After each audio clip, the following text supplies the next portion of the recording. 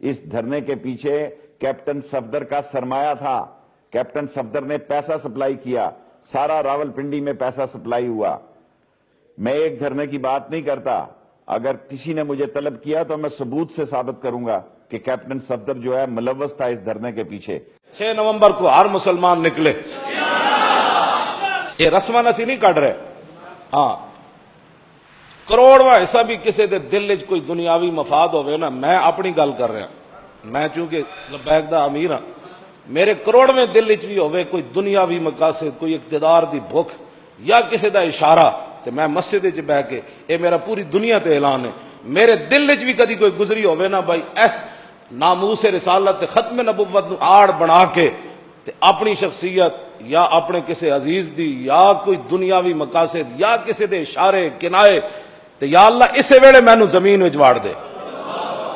بس میں دعا مانگ رہا بالکل پکی تہاڈے سامنے بھی, تے جدوں بھی ناموس رسالت تے غداری دا میرے دل وچ سوچ آوے, یا اللہ اس تو پہلے مینوں موت دے دیویں. میں تہاڈے سامنے اعلان کر رہا, جدوں تک اسی صحیح نیت نہ چل رہے ہاں تے پھر یا اللہ ساڈی مدد ضرور فرماویں. بس اتنی بات, اس تو بڑی گل کوئی نہیں. میں جمعے دا ٹائم ہے, حضور نے فرمایا ایک وقت گھڑی ہوندی جڑی قبولیت دی ہوندی, ہو سکدا یہی قبولیت دی گھڑی ہوے.